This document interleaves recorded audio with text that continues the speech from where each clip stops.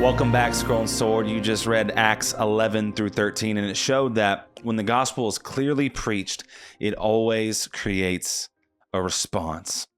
You know, we got a bunch of preachers out here that are preaching what they call the gospel, and it does not ever create any kind of visceral gut response from anybody. And the gospel should create a response. And in Acts 13, Paul preaches his first sermon in a synagogue, walking through Israel's history and pointing to Jesus as the fulfillment.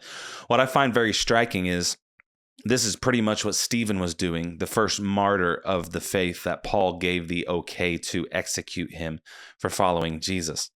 What Stephen did, he went through Israel's history and then landed on Jesus being the fulfillment. So I love that Paul does this, because the gospel is rooted in what God has already done, not in something new being invented. I'm really kind of sick and tired of Christians coming up to me with all of these new ideas. Oh, this preacher said this. This is a brand new idea. It's so fresh. It's so clean. And it's just like, okay, here's the deal. There's nothing new under the sun. Solomon said, and the gospel is rooted in what God has already done.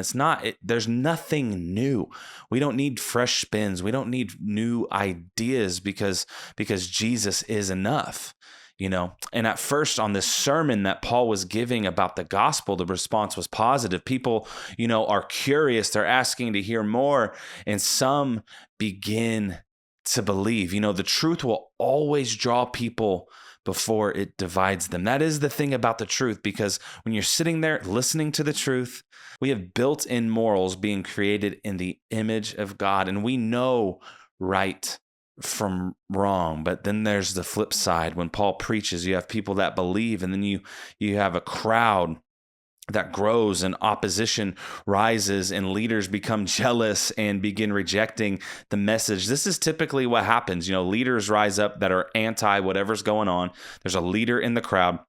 I don't like what that preacher's saying. I don't agree with him. I don't agree with her. And this he or she starts spreading the rumor like poison through the sheep and through the people. And that's what happens when the crowd grows. And all of a sudden, there comes a rejection of what is true. And the issue isn't a lack of clarity. It's resistance to what the message actually demands.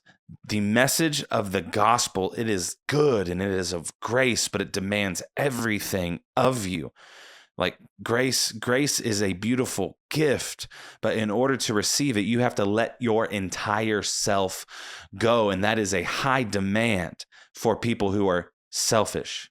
The issue isn't a lack of clarity. It's resistance to what the message demands. And Paul declares that the gospel is for the Gentiles too. This is revolutionary, fulfilling Isaiah 49 verse 6. And the response splits.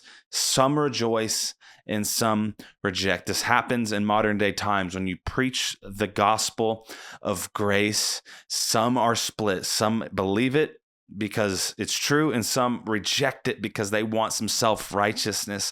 Or when you preach holiness, that is the same, just the other side of the coin. Some people are like, nah, I got grace. I'm free to do what I want. And they're like, nah. And then other people are like, yes. And it's like the response of the gospel splits people in two. The word of God is like a double-edged sword that goes straight through the flesh. It goes through the bone, even to the marrow. The same message that saves someone will be the one others refuse. So if you're a preacher out there and you're getting ready to preach your first message, just realize some people are going to believe and some are going to reject. And that is okay. The gospel demands a response, and you won't stay neutral when you hear it. Love y'all. See you in the discussion room.